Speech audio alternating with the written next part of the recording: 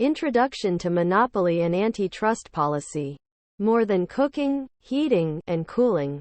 If you live in the United States, there is a slightly better than 50-50 chance your home is heated and cooled using natural gas. You may even use natural gas for cooking. However, those uses are not the primary uses of natural gas in the U.S. In 2012, according to the U.S. Energy Information Administration, home heating, cooling, and cooking accounted for just 18% of natural gas usage. What accounts for the rest?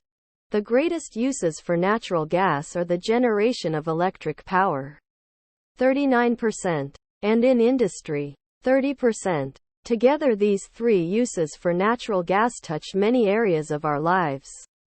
So why would there be any opposition to a merger of two natural gas firms?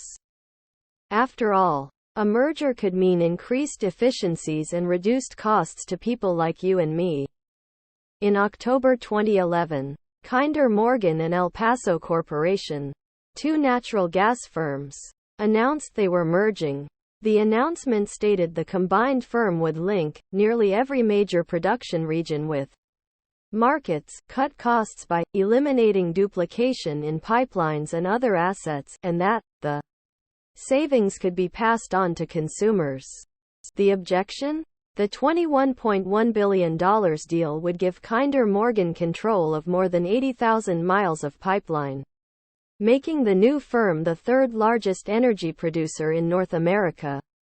As the third largest energy producer, policymakers and the public wondered whether the cost savings really would be passed on to consumers. Or would the merger give Kinder Morgan a strong oligopoly position in the natural gas marketplace? That brings us to the central question this chapter poses. What should the balance be between corporate size and a larger number of competitors in a marketplace? We will also consider what role the government should play in this balancing act.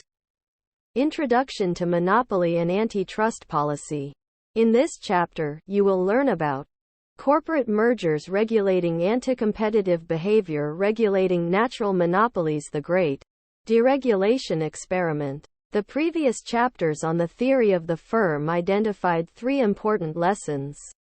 First, that competition, by providing consumers with lower prices and a variety of innovative products, is a good thing.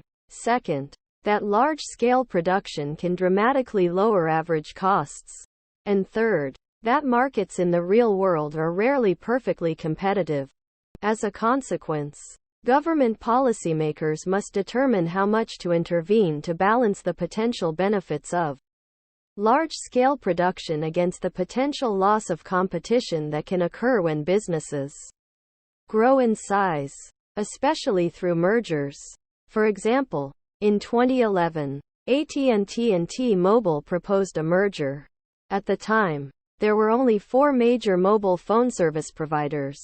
The proposal was blocked by both the Justice Department and the FCC. The two companies argued that the merger would benefit consumers, who would be able to purchase better telecommunications services at a cheaper price because the newly created firm would be able to produce more efficiently by taking advantage of economies of scale and eliminating duplicate investments. However, a number of activist groups like the Consumer Federation of America and Public Knowledge expressed fears that the merger would reduce competition and lead to higher prices for consumers for decades to come. In December 2006, the federal government allowed the merger to proceed. By 2009, the new post-merger AT&T was the 8th largest company by revenues in the United States, and by that measure the largest telecommunications company in the world. Economists have spent, and will still spend, years trying to determine whether the merger of AT&T and BellSouth, as well as other smaller mergers of telecommunications companies at about this same time, helped consumers, hurt them, or did not make much difference.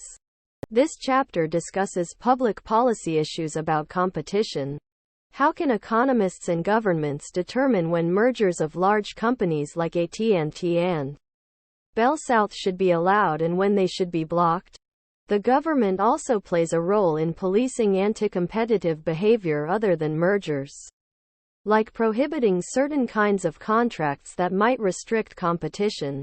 In the case of natural monopoly, however, trying to preserve competition probably will not work very well, and so government will often resort to regulation of price and/or quantity of output. In recent decades, there has been a global trend toward less government intervention in the price and output decisions of businesses. Thank you for watching BookTube channel. Make sure to smash the like and subscribe buttons to receive notifications about new contents.